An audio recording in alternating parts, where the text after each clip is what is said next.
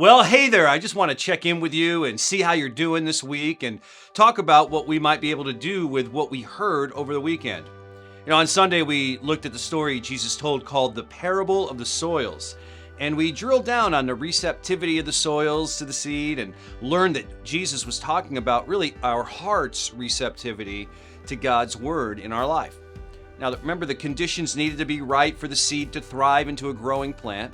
And we asked that all-important question: what soil are you these days? Or in other words, what's the condition of your heart today? Do you have a hard heart? Is it a shallow one? Maybe it's distracted, or it's healthy. I think most of us would identify with the distracted heart. The soil, Jesus said, that was overcome by weeds. And those distractions, man, they have a capacity to choke out our generosity and our compassion. There's a lot to be distracted by these days. Every day we're bombarded by all of these images of despair and violence, and it grabs at our hearts and it has our attention, and it seems everywhere we look, evil is prolific. It's spreading like weeds. Yet, we're told as Jesus followers to not be overcome by fear and to not just freeze up, but to think clearly, to love each other, to live by God's power in our lives. So this reminds me of another story that Jesus shared about the kingdom being like a mustard plant. And I want to credit author Paula Gooder for this thought. But Matthew writes Jesus' words. He says, "The kingdom of heaven is like a mustard seed that's planted in a field. It's the smallest of all the seeds, but it becomes the largest of garden plants. It grows into a tree, and the birds come and make nests in its branches."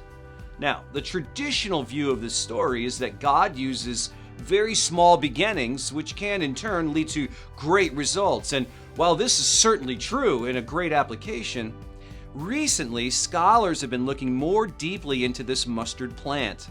And rather than the mustard plant being a nice little addition to your organized little garden, although useful, it actually grows more like a weed. So think like mint or dandelions, they can just take over.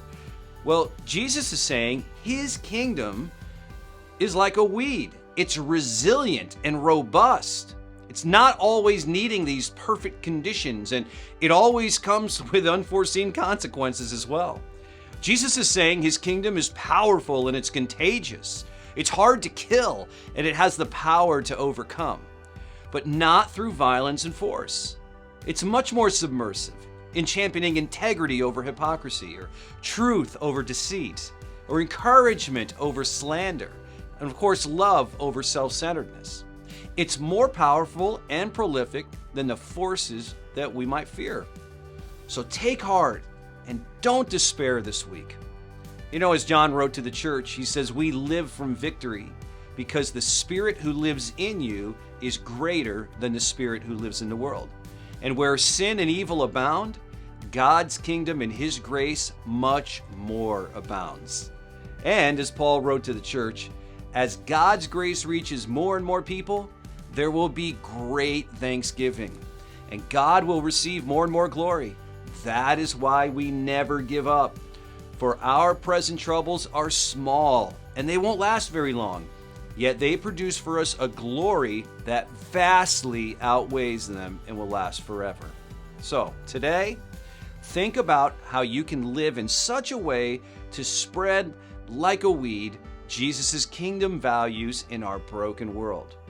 How will you think clearly? How will you live by God's power? And how will you love God and others well today?